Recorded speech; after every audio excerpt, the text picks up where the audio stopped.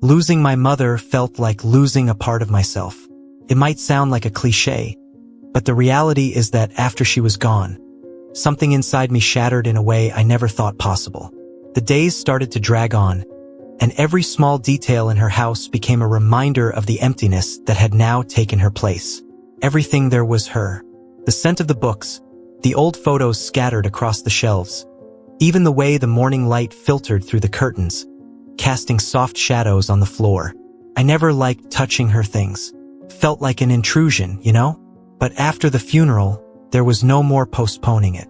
It was necessary to organize everything, decide what to keep, what to donate, and what to throw away. It was on one of those afternoons, while sorting through her books, that the unexpected happened. I picked up an old hardcover book that had always sat there, on the highest corner of the shelf. I can't even explain why I chose it at that moment. When I opened the book, something fell out. A letter. The envelope was yellowed, its edges worn by time. I stared at it, frozen, as if it couldn't be real. My mother's name was written in her flawless handwriting. A letter that was never sent. My hands were shaking as I held that piece of paper. The envelope seemed so delicate, almost as if it could fall apart with the slightest touch. I knew there was something important inside, something she never had the courage to tell me while she was alive. Maybe that's why my heart was pounding so hard at that moment. I took a deep breath and, hesitantly, tore open the envelope carefully. As I unfolded the letter, I immediately recognized my mother's handwriting. It was as if she was there, speaking to me once more.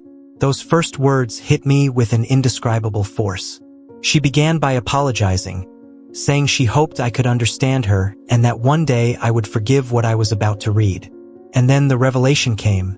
The man I had called my father all my life was not my biological father. My world stopped. I didn't know whether to keep reading or just toss the letter aside and pretend none of it was real. But something inside me wouldn't let me stop. I continued. She wrote about difficult choices, about secrets kept out of fear of hurting me. She spoke of an old love, a relationship that ended before she could tell anyone the truth. The name of my real father wasn't there, just her plea for forgiveness and the promise that she always loved me no matter what. My head was spinning. The words began to blur as my vision became clouded. My mother knew this would shatter me, and yet, she never told me. I folded the letter, trying to control the wave of emotions threatening to overwhelm me. Who am I, after all? If the man I thought was my father wasn't, what else in my life was a lie? After reading the letter, I found myself lost in a whirlwind of memories. I started replaying moments from my life, searching for clues, signs that I might have ignored or simply never noticed. Every small memory now seemed laden with new meaning, as if my mind was trying to piece together a puzzle I didn't even know existed. I recalled the conversations I overheard from a distance when my uncles thought I wasn't around. There was always a pause when I entered the room, an awkward silence that I never questioned. At the time, I thought they were just discussing adult matters, but now I wonder, did they know? Was everyone aware of this secret except me? There were also times when my father, no, I don't even know what to call him anymore, looked at me in a different way, a deep gaze, as if he wanted to tell me something but could never find the right words. In my childhood, I saw it as concern, maybe even pride. But now I question if he was hiding the same truth that my mother kept for so long. Each memory felt distorted, like I was revisiting the past with new eyes. Nothing seemed certain anymore, nothing was solid. And the more I thought about it, the more doubts piled up. Was I ever truly happy? Or was it all just an illusion crafted by a story they told me to protect me? I needed answers.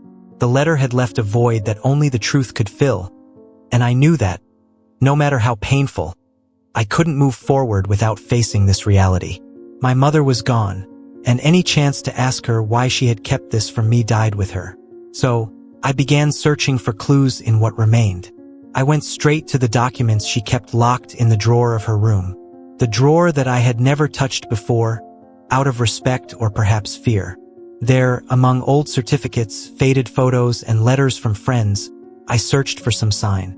I wasn't exactly sure what I was hoping to find, but perhaps a name, a photograph, anything that could help me discover who my biological father was.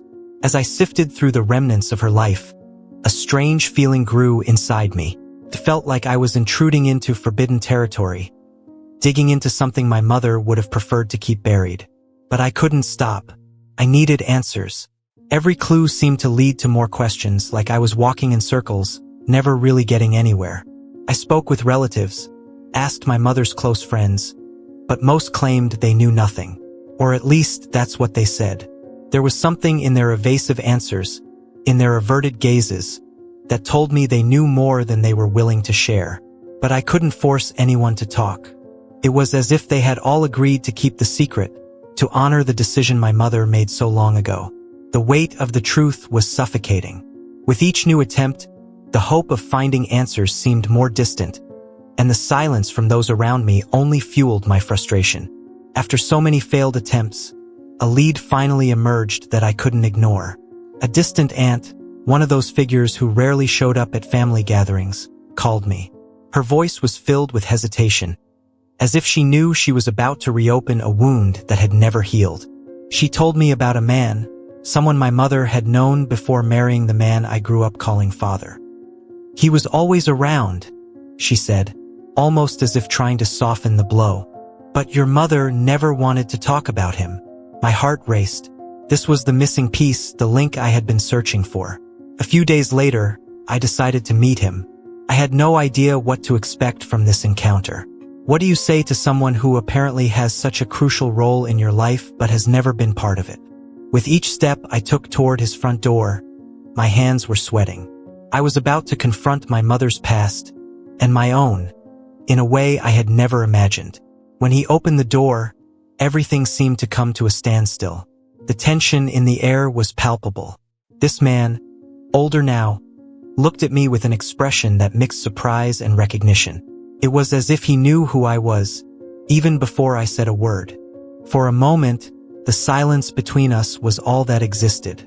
I couldn't speak, and he seemed unable to find the right words. It was as if everything that needed to be said was there, hanging in the air, waiting for the right moment to come to life. Finally, he spoke. You must be her son. His voice was rough, filled with restrained emotion. I always knew this day would come, but I never imagined what it would be like. Those words hit me with an indescribable force. He had known about me all along. The story I had uncovered through a yellowed letter, he had carried with him all these years. We sat down and talked. He shared his side of the story, how he met my mother, the love they had, and why, in the end, life circumstances drove them apart. My mother, with her reserved and protective nature, chose to keep the secret, believing it was the best thing for both of us. It was a moment of revelations, but also of pain. The truth was there, raw and unfiltered, and although I finally had the answers I had been searching for, I realized that nothing could erase the feeling of having lived my entire life without truly knowing who I was. After that meeting, I returned home with my mind in turmoil. So many answers, yet at the same time so many new questions arose. Who am I now, after all of this? Would my life have been different if I had known from the start? Or was my mother right to shield me from this truth for so long? These questions consumed me, but deep down, I knew there were no easy answers. As I reflected on everything, I realized that my mother did what she thought was best. She carried that secret with her to the end, not out of a lack of love, but because she loved me deeply. I needed to accept that. I needed to forgive her. After all, she was human, and like all of us, she made tough choices she believed were the right ones. With time, the pain began to fade. The memories of my childhood, once distorted by the revelations, started to rearrange themselves into something new, something I could come to terms with. Life wasn't a lie, but rather an unfinished journey, and now I had the missing pieces. I decided that I didn't need more answers. What my mother gave me in life was enough. In the end, the forgotten letter didn't destroy who I am. It simply showed me that the truth, as painful as it may be, is just a part of our story.